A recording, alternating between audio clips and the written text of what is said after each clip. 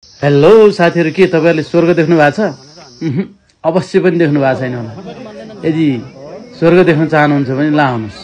म तपाईलाई साच्चै नै स्वर्ग त होइन, तर स्वर्ग जस्तो लाग्ने एकदम रमाइलो ठाउँ देखाउँदै छु। ल भिडियो अन्तिमसम्म हेरेर साथ दिनु होला है त।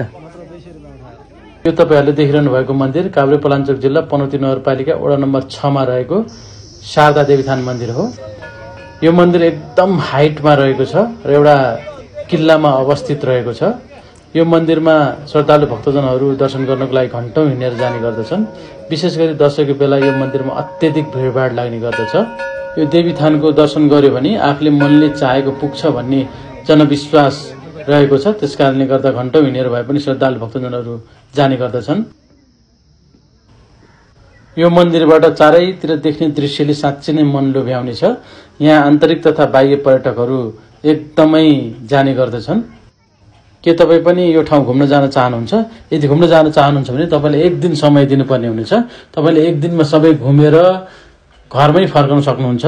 यदि तपाईले शहर नजिकै कतै एक दिन घुम्नको लागि आफ्नो ठाउँ खोजिरहनु भएको छ भने तपाईको लागि यो एकदम सही गन्तव्य हुन सक्छ र यति मनोरम, यति रमाइलो ठाउँ छ कि तपाई गएपछि पक्कै पनि यो ठाउँ फेरि पनि जान चाहनुहुन्छ। त्यति आनन्दमय ठाउँ छ।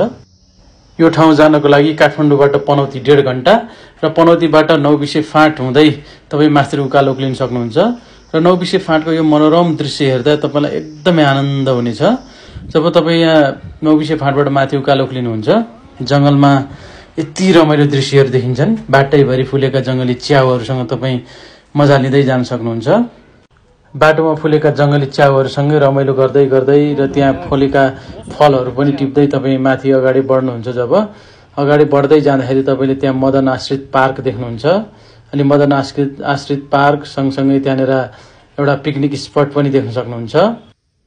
तपाईहरु साथीभाइ तथा परिवारसँग पनि यो ठाउँमा पिकनिक आउन सक्नुहुन्छ। यो ठाउँबाट अलिकति माथि गएपछि पाथिभरा देवीको मन्दिर रहेको छ। यो मन्दिर पनि एकदम हाइटमा रहेको छ।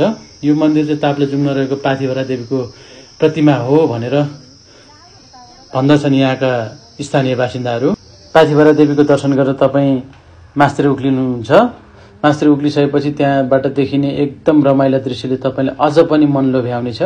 यहाँ पाइने जंगली फलहरू, ऐसेलु, चुत्रो, काफल लगायतका फलहरू, सिजनल फलहरू यहाँ पाउने गर्दछन्। झन् माथि गए झन् रमाइलो दृश्यहरूले तपाईलाई एकदमै आकर्षित गर्नेछ।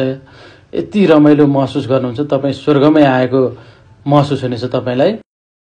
अब पनि के सोचिरहनु भएको छ? म त धेरै पटक आइसकेँ। ल आउनुस्, तपाई पनि आउनुस्। यहाँको प्राकृतिक मनोरम वातावरणसँग रमाएर तपाई पनि फर्किनुस्। ल तपाईलाई एकदमै आनन्द लाग्नेछ साँच्चै। ल हस्, धन्यवाद।